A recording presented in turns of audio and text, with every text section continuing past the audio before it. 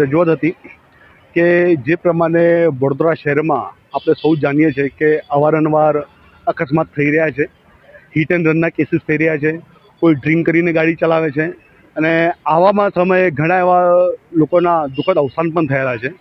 વાત કરીએ તો તારીખ 13/2/2026ના રોજ સન ફાર્મા રોડ પર આશરે રાતે દોઢ કલાકે એક મહિન્દ્રા થાર દ્વારા એક દીકરી ગાડી ચલાવતી હતી અને એના થકી અમારા સમાજનો દીકરો નામે અભિષેક મોરે, જેનું ઘટના સ્થળે દુઃખદ અવસાન થયું. આજે અમારી ટેકનિકલી જો અત્યારે વાત કરીએ કે જે પણ અકસ્માત થયું એ અકસ્માતની અંદર પોલીસ બારીકે ઝીણવટભરી તપાસ કરે.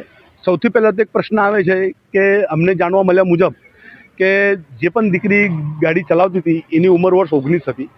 આજે એનું પ્રોપરલીનું લાઇસન્સ હતું કે નહીં, ગાડી કોના નામે હતી, ગાડીની અંદર કોઈ કેફી દ્રવ્ય હતું કે નહીં, આ જે બી તપાસો છે, FSLના રિપોર્ટ્સ પ્રોપર છે કે નહીં, એ તપાસ માટેના આજે અમારે કમિશનર સાહેબને આવેદનપત્ર હતું.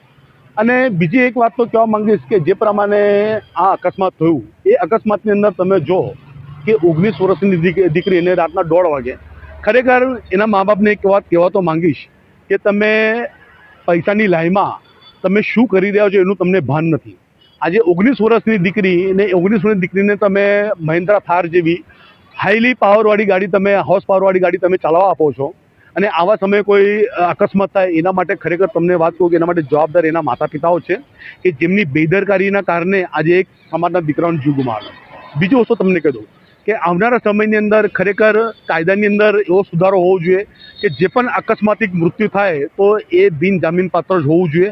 ન તો આ તો હવે સિસ્ટમનો એક ભાગ જ થઈ ગયો છે કે ગાડી લઈને જાઓ, ઠોકાઈ જાય તો અકસ્માત થાય એટલે હાજર થઈ જવાનું, પછી જામીન મળી જાય છે અને હિટ એન્ડ રન થાય તો પછી 10 વર્ષની. ભાઈ એવા એ બધી વસ્તુની અંદર લોકોને જીવ જઈ રહ્યા છે, એના માટે શું આ સરકાર વિચારી રહી છે? એટલે આવનારા સમયની અંદર ગુજરાતના મુખ્યમંત્રીશ્રીને પણ અમે રજૂઆત કરવાના છે. ગુજરાતની અંદર જે પણ વ્હીકલ્સને લઈને જે પણ કાયદાઓ છે સ્ટ્રિક્ટલી બનાવે ને આવનારા સમયની અંદર વડોદરાને અકસ્માત મુક્ત બનાવે, એ જ માંગ સાથેનું અમારે નેક્સ્ટ ટાઈમનું સ્ટેપ હશે.